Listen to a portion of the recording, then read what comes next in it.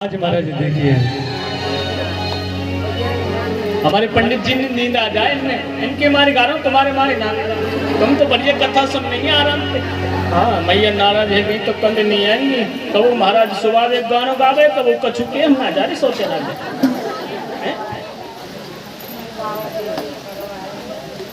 आज महाराज देखिए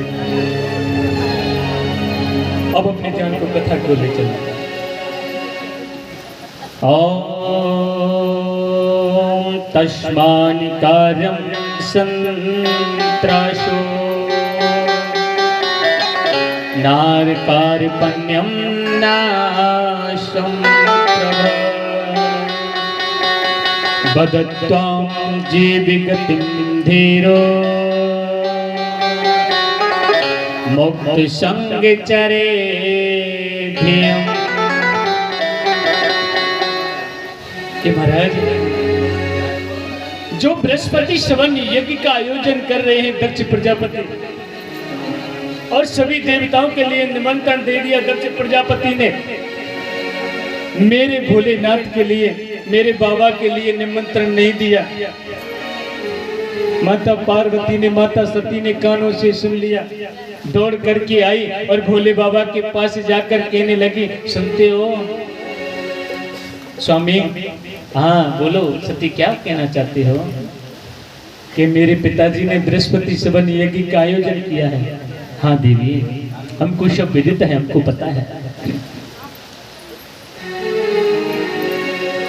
कि हमको उस बृहस्पति श्रवण यज्ञ में जाना चाहिए।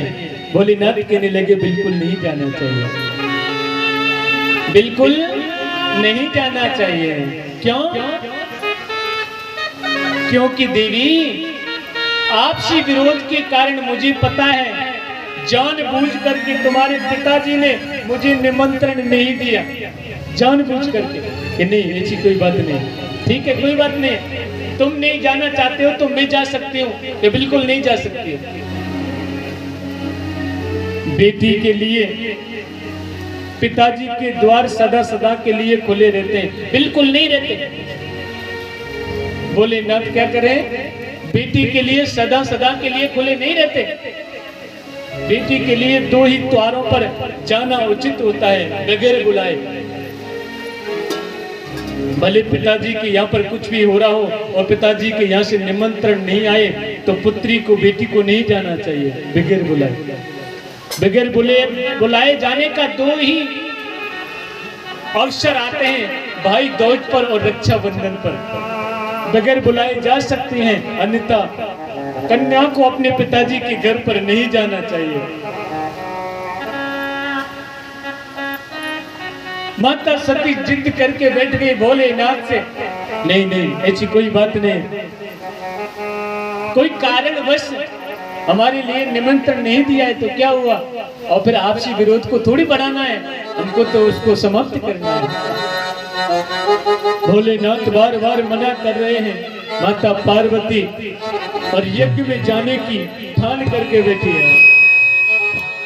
हर लो सती हमारी मान, अरे माने तुम्हें बिना बुलाए मत जाओ। सती हमारी मान, ओ माने तुम्हें बिना बुलाए मत जाओ। तुम्हें बिना बुलाए मत जाओ, बिना बुलाए मत जाओ, बिना बुलाए मत जाओ, बिना बुलाए मत जाओ।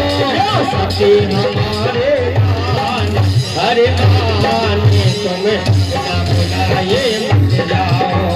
सती हमारी मान, ओ माने तुम्हें बिना बुलाए मत जाओ।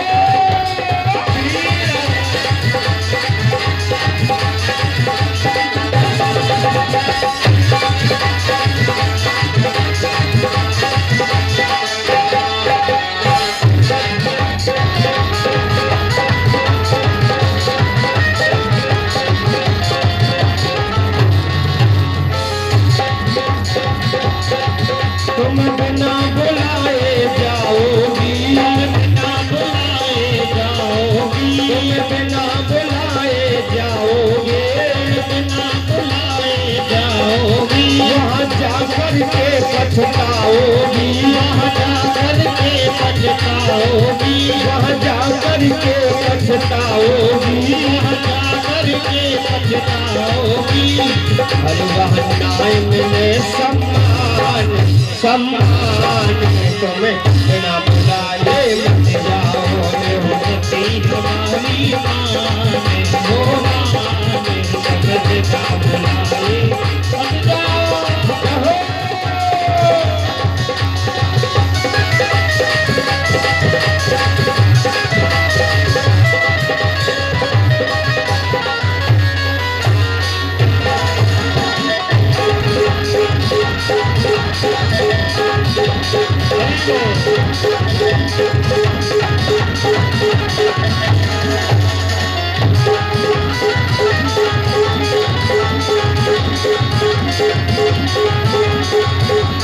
और कहने लगे हैं भोले बाबा, कहे सती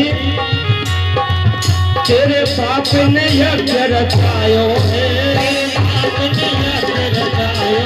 तेरे पाप ने यज्ञ रचायो है,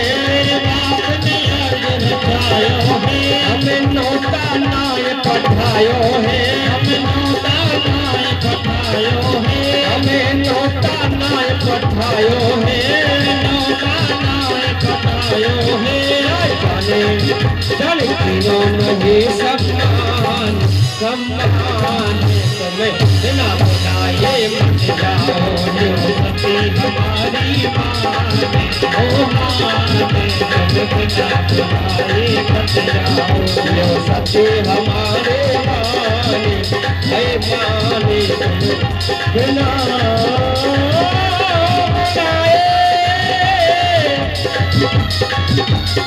मत जाओ।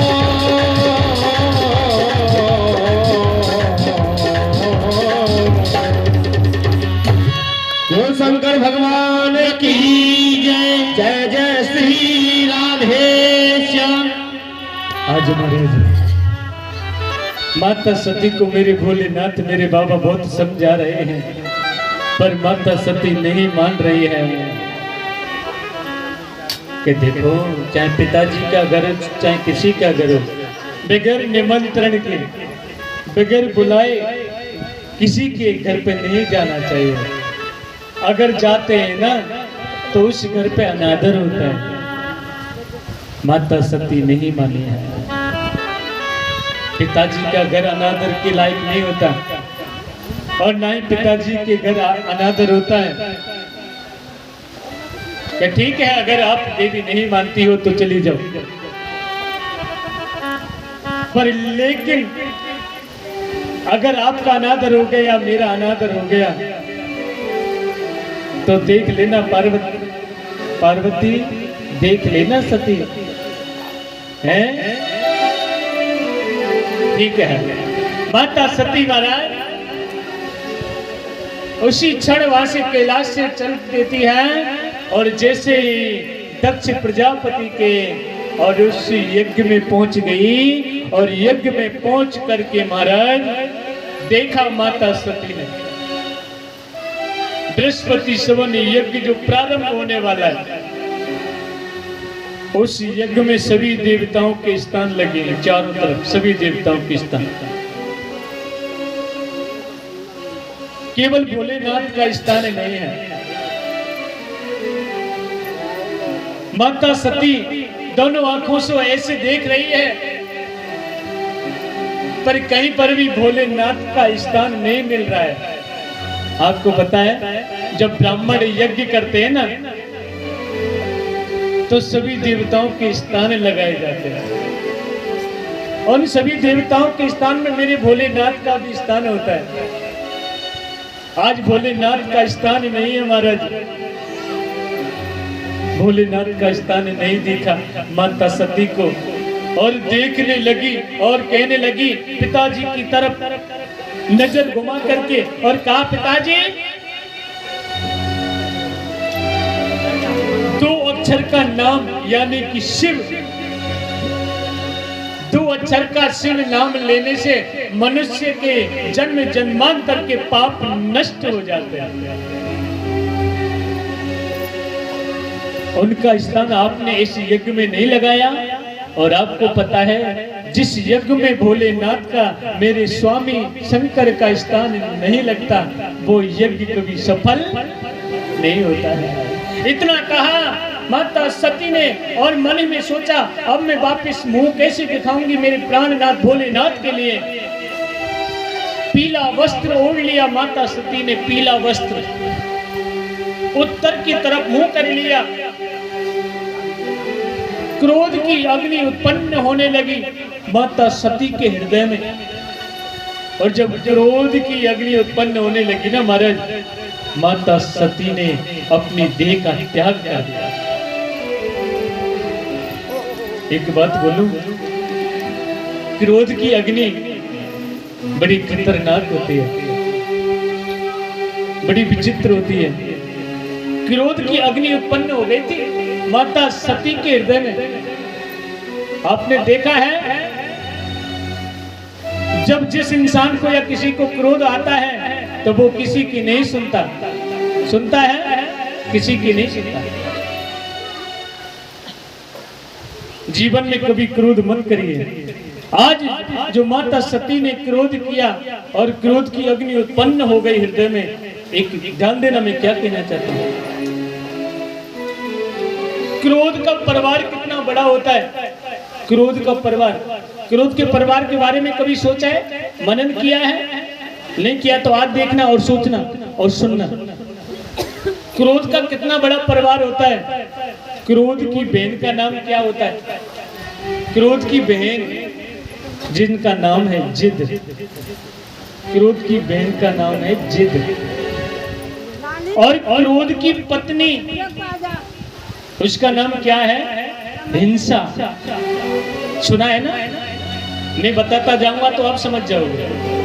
क्रोध की पत्नी का नाम है हिंसा। और क्रोध के भाई का नाम क्या है? अहंकार। और महाराज क्रोध के पिता का नाम भय।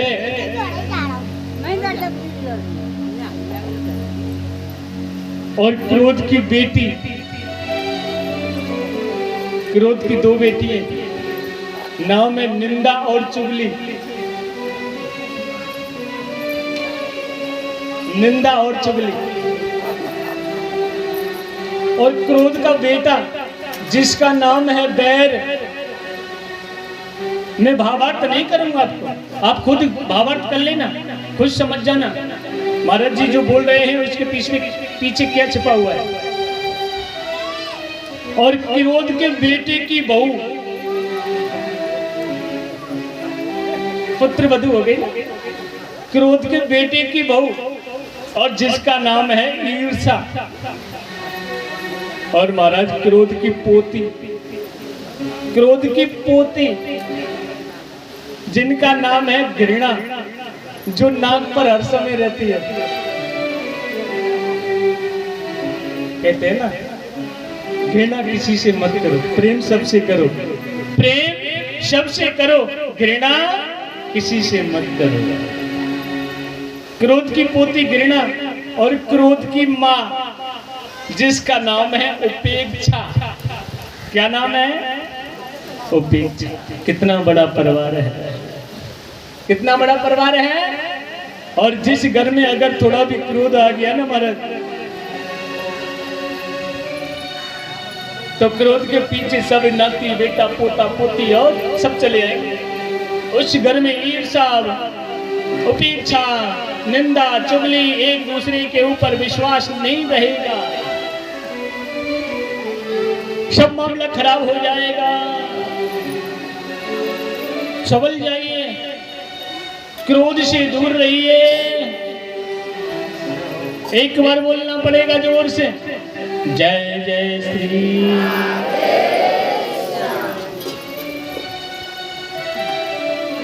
जो क्रोध की अग्नि में माता सती ने अपनी देह का त्याग कर दिया। अब तो महाराज नारद जी ने जाकर के कह दिया भोलेनाथ से, कैलाश पर्वत पर भोलेनाथ माता सती तो है क्रोध की अग्नि में जल गई। अच्छा, भोलेनाथ को क्रोध आ गया और भोलेनाथ को क्रोध आया और भोलेनाथ ने अपनी जटा में से एक बाल उखाड़ा और धरती में धड़ाम से दे मारा और उसमें से महाराज एक वीरभद्र नाम का विशाल पुरुष उत्पन्न हो गया, वीरभद्र नाम का। और उस वीरभद्र से कह दिया जाओ दक्ष प्रजापति के यहाँ पर जाकर और यज्ञ को विध्वंस कर दो। वीरभद्र ने जाकर के और पूरे यज्ञशाला में महाराज उपद्रव करना प्रारंभ कर दिया। इतनी जोर से उपद्रव करना प्रारंभ कर दिया कि पूषा के दांत तोड़ दिए और महाराज भक्त देवता की आंखें निकाल ली और दक्ष प्रजापति के सिर को काट करके अग्निकुंड में डाल दिया। बोलो राधे राधे। यज्ञ विध्वंस हो गया।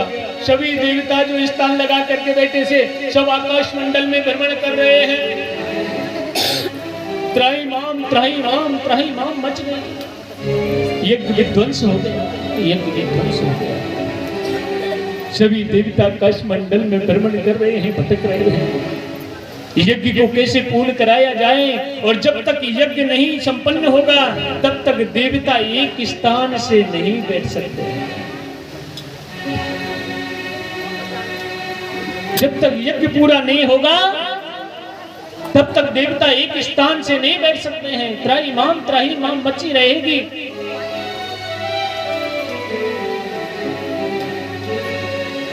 सभी देवता एकत्रित होकर के भोलेनाथ के पास में गए। कैलाश पर्वत पर हाथ जोड़कर कहने लगे बाबा, ओ बाबा बचा लो, अनर्थ हो जाएगा। सभी देवता त्राहिमाम करके भटक रहे हैं। यज्ञ को पूरा करिए बाबा। भोलेनाथ आपके बगैर यज्ञ कभी पूरा नहीं हो सकता, आपके बगैर कभी यज्ञ पूरा नहीं हो सकता।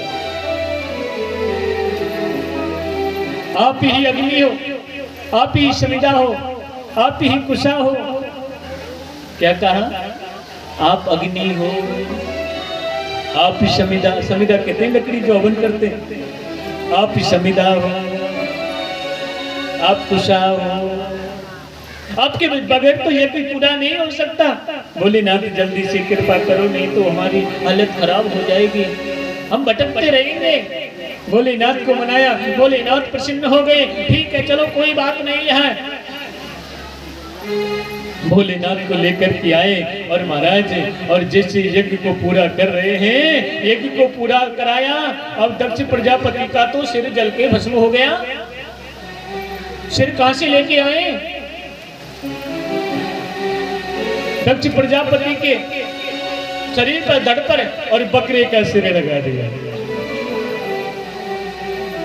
और महाराज हिमालय की पत्नी मेना के गर्भ से जन्म लेकर के माता सती आ गई हैं और फिर भोलेनाथ से पानी ग्रहण संस्कार कर लिया है।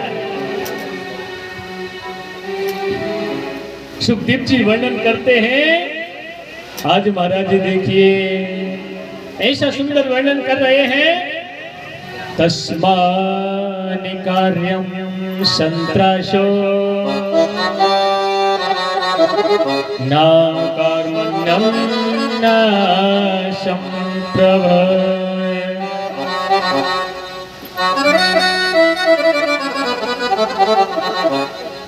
आज महाराज और जैसे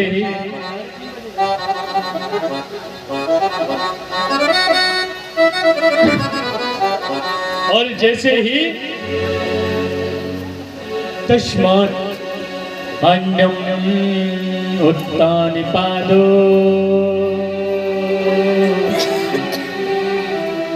प्रियव्रतोत्तानि पादो शत्रुपापते सुतो वासुदेवस्य कलया रक्षायां जगतं स्थितो। जो मनु महाराज जिनकी आपने 3 कन्याओं का वर्णन सुन लिया, 2 पुत्र हैं मनु महाराज के। क्या पुत्र हैं? कौन कौन से हैं दादाजी? प्रिय व्रत, उत्तान पाद। हाँ दादाजी तैयार बैठे, अगर मैंने कोई दूसरों बता दिया दादा पकड़ लेंगे हैं। हाँ, प्रिय व्रत हो उत्तान पाद हो। प्रिय व्रत और उत्तान पाद। प्रिय व्रत किसे कहते हैं भैया? प्रिय दो भाग करिए। प्रिय व्रत, प्रिय माने अच्छा, और व्रत माने महाराज जो रोजाना सोमवार को व्रत करें, हैं? बात व्रत के नहीं। प्रिय व्रत, प्रिय माने अच्छा, व्रत माने होती है प्रतिज्ञा। और कैसी प्रतिज्ञा? अच्छी प्रतिज्ञा। भाव समझना,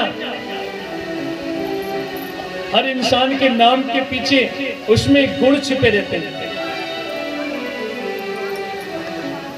यथा नाम तथा गुणो, ऐसे ही प्रिय व्रत माने अच्छा, व्रत माने प्रतिज्ञा। यानी कि आप सोमवार का व्रत करते हो, आप शनिवार का व्रत करते हो, आप मंगलवार का व्रत करते हो, आप शुक्रवार का व्रत करते हो, पर लेकिन व्रत करने का तरीका क्या होता है और व्रत कैसे करना चाहिए? यानी कि पहले प्रतिज्ञा करिए। व्रत माने होती है प्रतिज्ञा। और प्रतिज्ञा कैसी होनी चाहिए? अगर हमारे अंदर कोई अवगुण है उसको छोड़ करके और मन में प्रतिज्ञा करके, यानी कि संकल्प करके, और आप व्रत प्रारंभ करिए, आपका व्रत अवश्य पूरा हो जाएगा। ये पक्का कन्फर्म है। नहीं करते रहो व्रत, जब तक आपके अंदर से वो अवगुण नहीं निकलेगा, जब तक आप मन में प्रतिज्ञा नहीं डालोगे, जब तक उस व्रत का प्रभाव, उस व्रत का फल आपको नहीं मिलने वाला है। आदतें बुरी सुधार लो, बस हो गया भजन। सबसे बड़ा क्या है? हमारा व्रत, हमारा सबसे बड़ा व्रत यही है, हमारे अंदर अगर कोई अवगुण छिपा हुआ है उसको हटा करके, आदत बुरी सुधार लो, बस हो गया भजन। सबसे बड़ा भजन यही है। आप फिर व्रत करना चालू करिए कि आज से मैं बीड़ी पीता हूँ, गुटखा खाता हूँ, तम्बाकू खाता हूँ, यानी कि आपको एक संकल्प कर लिया। मैं आपको उदाहरण दे रहा हूँ, कोई भी अवगुण है हमारे अंदर उसको त्याग दिया और आप व्रत करना चालू करिए, 100% आपको लाभ प्राप्त होगा, उस व्रत का फल मिलेगा। उसी प्रिय व्रत कहते हैं। और दूसरा है उत्तान पाद। उत्तान पाद किसे कहते हैं?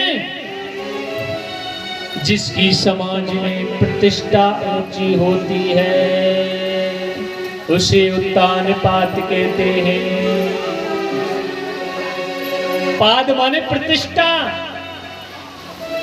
जिसकी समाज में प्रतिष्ठा ऊंची होती है। कैसी प्रतिष्ठा? जिसका सम्मान होता है। यानी कि घर में 5 भाई हैं और 5 भाइयों में जो बड़ा भाई होता है ना, वो प्रतिष्ठामान होता है। जो बड़े भाई ने जो फैसला कर दिया वो फाइनल, चारों भाई के लिए ठीक है, जो होगा जो देखा जाएगा, चाहे घाटा जाए चाहे मुनाफा जाए, कुछ भी हो जाए, हैं?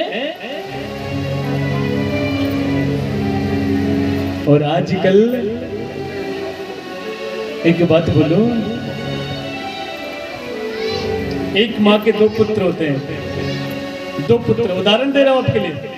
एक माँ के 2 पुत्र होते हैं और वो माता पिता दोनों पुत्रों को एक ही थाली में, एक पुत्र 5 वर्ष का है, एक पुत्र 6 वर्ष का है, एक ही थाली में भोजन कराती है।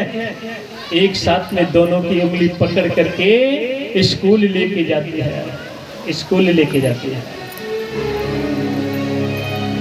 अपने स्कूल से लेके आती है वो माँ, और फिर एक थाली में घर ला करके और फिर खाने के लिए बैठा देती है। 5 वर्ष का 6 वर्ष का बालक दोनों भाई एक साथ बैठ करके खाना खाते हैं, एक साथ बैठ कर माँ की उंगली पकड़ के जाते हैं। माता पिता बराबर संस्कार देते हैं दोनों पुत्रों के लिए हैं। और जब दोनों पुत्र एक ही थाली में खाना खाते हैं, एक साथ बड़े होते हैं, एक साथ स्कूल जाते हैं, एक साथ बड़े हो रहे हैं, और जब दोनों की शादी एक साथ हो जाती है और शादी होते ही वो भाई भाई जो एक थाली में खाना खाते थे, आज दोनों भाई अलग अलग थालियों में खाना खाते हैं, अलग अलग थाली यूज करते हैं, और वो भी आमने सामने नहीं, अलग अलग कमरों में। एक ही बात बोलूं, हमारे दादाओं का जमाना कितना अच्छा था, हमारे दादा परदादाओं का जमाना कितना अच्छा था, जो खुले मैदान में एकदम रहते थे, एक साथ सबको रहने का, एक साथ खाने का। दादा ऐसे खाते थे ना, जब तक मेरा भाई नहीं आएगा जब तक मैं खाना नहीं खाऊंगा। पहले वो इंतजार करते थे, सब आएंगे एकत्रित होकर हम खाना खाएंगे। अब खुद पिता अपने पुत्रों को अलग करना चाहता है। ध्यान देना, मैं कौन सी बात कहना चाहता हूँ। कोई दीवार नहीं रहती थी है कि वो इधर इस कमरे में खा रहा है, वो इस कमरे में खा रहा है, पहले हमारे दादाओं के जमाने में। अब आप खुद अपने पुत्रों के जीवन में दीवार खड़ी करते हो। ये मेरे छोटे बच्चे का बेडरूम है, ये मेरे बड़े बच्चे का बेडरूम है। बना तो तुम रहे हो ना बेडरूम। ये मेरा गेस्ट रूम है, बाहर अलग मेरे मिलने वाले बाहर आ जाएंगे। हाँ, मुझे क्या मतलब है, बच्चों से और बहुओं से अलग हो रहे हैं ना खुद ही। तुम्हारा संस्कार अलग कर रहा है। और पहले हमारे दादाओं का ऐसा सुंदर संस्कार था तो उसका परिणाम उनको अच्छा मिलता था। इसलिए आप अपने पुत्रों को अलग करना चाहते हो। आप उनके लिए शिक्षा ऐसी दे रहे हो, आप उनके लिए घर ऐसा बना रहे हो, आप उनके रहने की व्यवस्था ऐसी कर रहे हो कि वो तुम्हारी शक्ल नहीं देख सकते हैं। एक 2 महीना हो जाएगा, वो आपकी शक्ल देखने आने वाला नहीं है।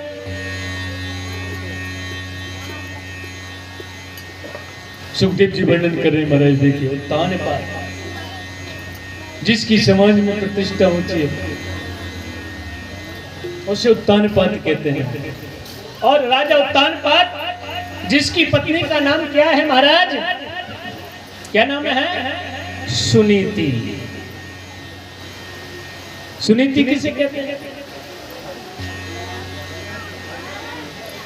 एक एक शब्द का अर्थ अलग होता है। सुनीति का मतलब क्या होता है? सुनीति का मतलब होता है सुंदर नीति। और सुंदर नीति कैसी होती है महाराज? सुंदर नीति ऐसी होती है कि जो राजा उत्तानपाद की धर्म पत्नी है ना, वो सुंदर नीति वाली है, अपने सास ससुर के कहने पर चलने वाली, अपने पति के कहने पर चलने वाली अच्छी नीति। अच्छी नीति का मतलब सुनीति। और महाराज सुनीति का स्वभाव कितना सुंदर है, हंसती हुई रहती है, पूरे परिवार का ध्यान रखती है, अपने पति की सेवा करते हैं, वही सुनीति कहलाते हैं। आज एक समय राजा उत्तानपाद आखेट खेलने के लिए निकल गए, और जैसे जब आखेट खेलने के लिए गए और जब आखेट खेल करके वापिस आ रहे थे राजा उत्तानपाद, तो राजा उत्तानपाद ने एक सुंदर कन्या को देखा, और उसको देख करके राजा उत्तानपाद उस कन्या के पास पहुंच गए और कहा, देवी आप कौन हो? मैं एक राजकुमारी हूं। क्या नाम है? सुरुचि। क्या बोला? ऋचि। आज महाराज राजा उत्तानपाद ने दूसरी शादी सुरुचि के साथ में कर ली उस वन में, और उस सुरुचि को लेकर के जैसे अपने महलों के द्वार पर आए, राजा उत्तानपाद जो पहली पत्नी सुनीति हाथ में जल लेकर के पूजा की थाली लेकर के खड़ी है द्वार पर, और जैसे सुरुचि के साथ में सुनीति ने देखा, कुछ नहीं बोली सुनीति। और सुरुचि ने जब द्वार पर सुनीति को देखा, कहने लगी ये कौन है? कौन कह रही है? सुरुचि, जो अभी शादी करके आई है, ये कौन है? राजा उत्तानपाद कहने लगे ये मेरी पहली पत्नी सुनीति है। क्या आपकी जब पहली पत्नी थी तो मुझे लेकर के क्यों आए? अब ध्यान देना, हर नाम के पीछे गुण छिपे होते हैं कि नहीं होते हैं। आज सुरुचि ने अपना रूप दिखाना प्रारंभ कर दिया। स्वरुचि, सुरुचि कहते हैं स्वयं की रुचि। वो सास ससुर के कहना नहीं मानने वाले, ना वो पति का कहना मानने वाली है, वो स्वयं के आधार से चलने वाली होती है। स्वयं के आधार से चलने वाली कौन सी होती है? जो अपने हिसाब से शौक मौज करने वाली होती है। जो ब्यूटी पार्लर वाली है, फेशियल कराने वाली, 2000 की साड़ी चाहिए तो चाहिए, चाहे कछुई है जाए। सुरुचि यानी कि स्वयं की रुचि, वो ना पति का कहना मानेगी, ना सास ससुर का कहना मानेगी। आज सुरुचि वही कर रही है कि मुझे आप लेकर के क्यों आए? अगर मेरे साथ रहना है तो आपको पहली पत्नी को त्यागना पड़ेगा। राजा उत्तानपाद ने कहा ठीक है, छोड़ दूंगा पहली पत्नी। सुनीति से ज्यादा सुंदर थी ना सुरुचि, इसलिए उसी क्षण राजा उत्तानपाद ने सुनीति को ले जा करके और सुनसान एकदम वन में और जंगल में छोड़ दिया। गर्भवती स्थिति में सुनीति को जंगल में छोड़ा, नेत्रों में आंसू आ गए। माता सुनीति के नेत्रों से आंसुओं की धारा बह रही है। ऐसी स्थिति में किसी स्त्री को जंगल में वन में छोड़ दिया जाए, उस स्त्री पर क्या बीतेगी? राजा उत्तानपाद वापिस आ गए। सुरुचि के साथ में बड़े प्रेम के साथ में रह रहे हैं। सुनीति ने उस वन में जंगल में घास फूस एकत्रित किया महाराज, और घास फूस एकत्रित करके घास फूस की झोपड़ी बनाई। झोपड़ी बना करके और मिट्टी की आकृति जानते हैं? मूर्ति किसकी बनाई? अपने पति की मूर्ति बनाई। सुनीति अभी भी उस जंगल में वन में भी नहीं छोड़ रही है अपने पतिव्रत धर्म को। उस घास फूस की झोपड़ी में सुंदर और मूर्ति बना करके, और पति की जब भी सुबह भूख लगती है सबसे पहले अपने पति का आदर करती है, लो खाना खा लो। उसके बाद में स्वयं खाना खाती है। जल पीती है तो पहले पति को पिलाती है, उसके बाद में स्वयं जल पीती है। कोई भी कार्य करती है तो सबसे पहले पति की आज्ञा लेती है। वन में भी पतिव्रत धर्म का पालन कर रही है। धन्य है उस सुनीति माता के लिए।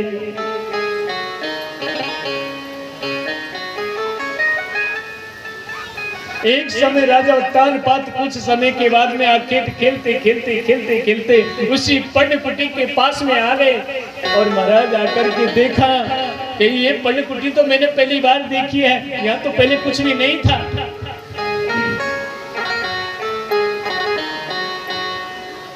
राजा उत्तानपाद उस पर्णकुटी में प्रवेश कर गए, और जैसे उस पर्णकुटी में झोपड़ी में प्रवेश किया, राजा उत्तानपाद ने सुनीति की तरफ देखा और सुनीति ने उत्तानपाद की तरफ देखा। एकदम देख करके राजा उत्तानपाद की नजर कुछ क्षण के लिए उस मिट्टी की प्रतिमा पर चली गई जो राजा उत्तानपाद की आकृति बनी है एकदम से। और राजा उत्तानपाद के नेत्रों से आंसू बहना प्रारंभ हो गया, बड़ी जोर से आंसू बह रहे हैं। ये मैं क्या देख रहा हूं? मैंने मेरी पत्नी के साथ में क्या किया, और मेरी पत्नी अभी भी अपने धर्म का पालन कर रही है, अभी भी धर्म का पालन कर रही है।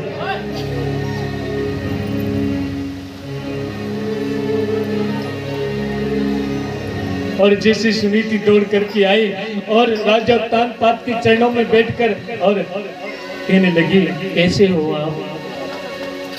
कि देवी मैं ठीक हूँ, पर लेकिन जिस तरह से मैं आपके साथ में रहता था मुझे सब खुशी मिलती थी, मुझे बड़ा प्रेम मिलता था, मुझे सब कुछ अच्छा लगता था। और जब से मेरे घर में वो स्वयं की रुचि वाली आई है ना, उसने तो मेरा जीवन बेकार कर दिया है।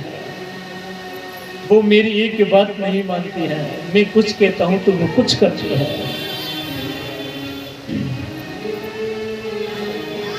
कभी तुमने मेरी आज्ञा का उल्लंघन नहीं किया, उसने मेरी जीवन में अभी तक एक बात को नहीं माना।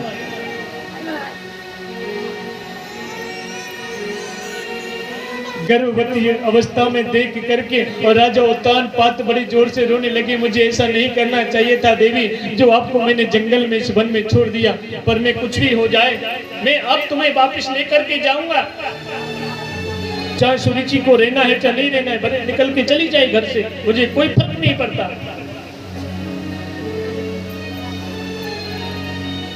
उसी क्षण सुनीति को लेकर के और राजा उत्तानपाद महलों में आ गए महाराज। और जैसे महलों में आए, सुरुचि फिर खड़ी हो गई सामने और कहने लगी, आप क्यों लेके आए हो? राजा उत्तानपाद कहने लगे, देवी जिस समय आप भी गर्भवती हो और ये मेरी पहली पत्नी भी गर्भवती है, इस अवस्था में मैं जंगल में नहीं छोड़ सकता, ये महलों में रहेगी चाहे कुछ भी हो जाए। सुरुचि कहने लगी, भले महलों में रहेगी, पर लेकिन उस सुनीति का अधिकार महलों पर नहीं रहेगा, आने वाले पुत्र का भी अधिकार महलों पर नहीं होगा। आज महाराज देखिए सुनीति और सुरुचि दोनों महलों में रह रही है। राजा उत्तानपाद ने माता सुनीति को अलग कमरा दे दिया। कुछ समय के बाद में दोनों माताओं के गर्भ से एक एक पुत्र ने जन्म लिया है। जो पहली पत्नी है न सुनीति, उसके गर्भ से जो पुत्र ने जन्म लिया है, उस पुत्र का नाम क्या है? बोलो ध्रुव महाराज की। बालक ध्रुव है। और जो छोटी पत्नी के गर्भ से जन्म लिया है, उसका नाम उत्तम है। आज महाराज देखिए धीरे धीरे ध्रुव बड़े हो रहे हैं। 5 वर्ष का हो गया बालक ध्रुव। उसने अपने पिता के मुख के दर्शन नहीं किए, अपने पिता के मुख के दर्शन नहीं किए महाराज। और एक समय जब बालक ध्रुव खेलते खेलते खेलते खेलते अपने कमरे से और अपनी माँ से दूर आए और महाराज सामने ऊंचे सिंहासन पर बैठा हुआ देखा राजा उत्तानपाद को। राजा उत्तानपाद ने ध्रुव की तरफ देखा, ऊंचे सिंहासन से उतर करके उत्तानपाद नीचे आ गए और दूर से दोनों हाथों को ऐसे फैला दिया। किसने? राजा उत्तानपाद ने। 4-5 वर्ष का बालक अगर आपकी तरफ आ रहा हो ना, उसके सामने आप दोनों हाथों को ऐसे कर देना, वो बालक तुम्हारी तरफ चला आएगा और वो भी अपने दोनों हाथों को ऐसे फैला देगा। राजा उत्तानपाद ने देखा कि मैंने 5 वर्ष के बाद में आज पहले पुत्र ध्रुव को देखा है। नेत्रों में हल्के हल्के आंसू आ गए हैं। प्यार उमड़ पड़ा राजा उत्तानपाद के हृदय में, प्रेम की भावना प्रदर्शित हो गई।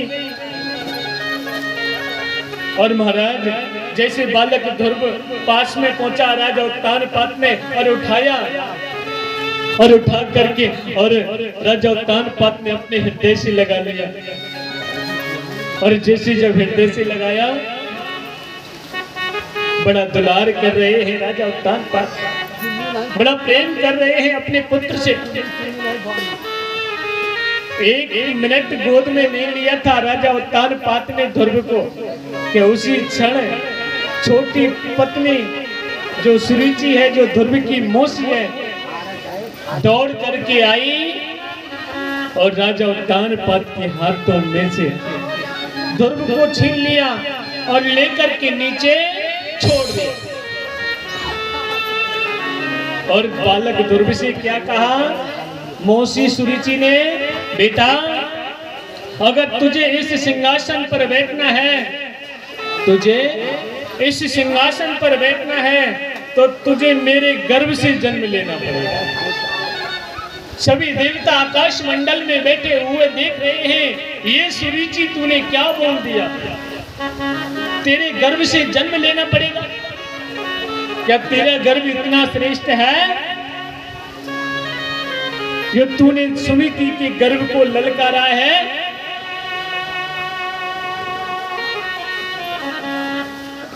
रोता रोता रोता रोता बालक ध्रुव और माता सुनीति के पास में पहुंच गया और कहने लगा, माँ। सुनीति कहने लगी, बेटा क्या बात है? कि माँ मुझे एक बात बता दो, क्या मैंने तुम्हारे गर्भ से जन्म लेकर के बुरा किया है? इतना कहा माता सुनीति ने बालक ध्रुव के मुंह पर हाथ रख लिया।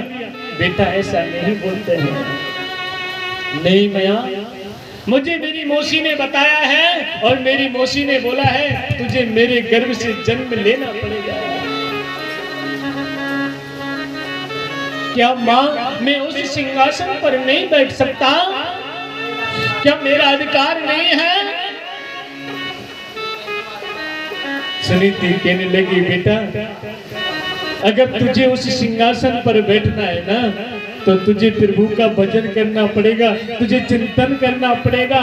माता सुनीति अगर ये बोल देती जितना अधिकार तेरे छोटे भाई उत्तम का है ना उतना ही अधिकार तेरा है, तो दोनों भाइयों में झगड़ा हो जाएगा। माता सुनीति ने ये रास्ता नहीं दिखाया। कौन सा रास्ता दिखाया? एक रास्ता दिखाया, अगर उस सिंहासन पर बैठना है, उस पर ब्रह्म को याद करना है, उस परमात्मा को याद करना है, उस सिंहासन को जीतने का रास्ता एक ही है, तुमको कर्म करना पड़ेगा। अब वो कर्म क्या है? भक्ति मार्ग का कर्म है। आपको भगवान की भक्ति करने जाना है। और मैं मौसी ने मारो मैया, और मैं मौसी ने मारो, और रोए रोए कहे ध्रुव महाराज मैया, मैं मौसी ने मारो, रोए रोए कहे ध्रुव महाराज मैया, मैं मौसी ने मारो, और मैं मौसी ने मारो मैया, मैं मौसी ने मारो, और मैं मौसी ने मारो मैया, मैं मौसी ने मारो, रोए कहे ध्रुव महाराज मैया, मैं मौसी ने मारो, रोए रोए कहे ध्रुव महाराज मैया, मैं मौसी ने मारो।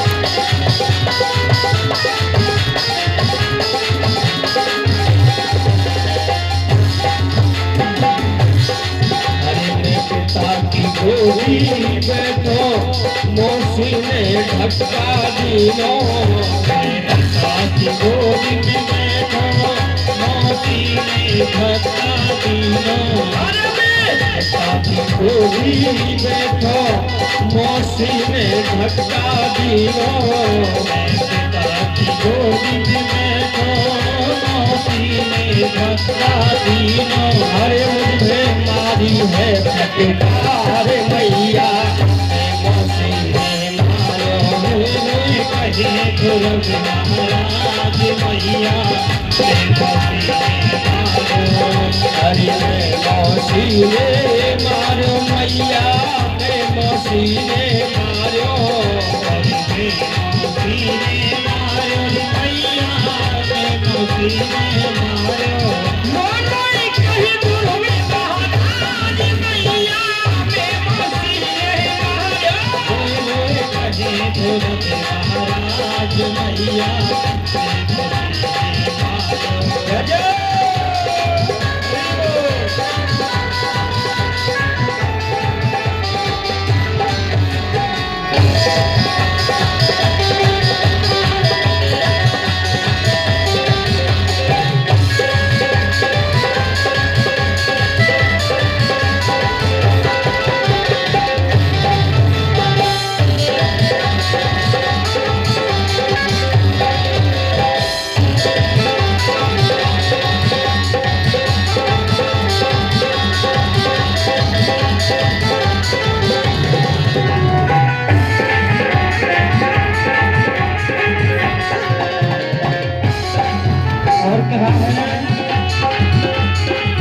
अरे मैं तप करने बन जाऊं अरे प्रभु दर्शन करने आओ तप करने बन जाऊं प्रभु दर्शन करने आओ अरे मैं तप करने बन जाऊं प्रभु दर्शन करने आओ मैं तप करने बन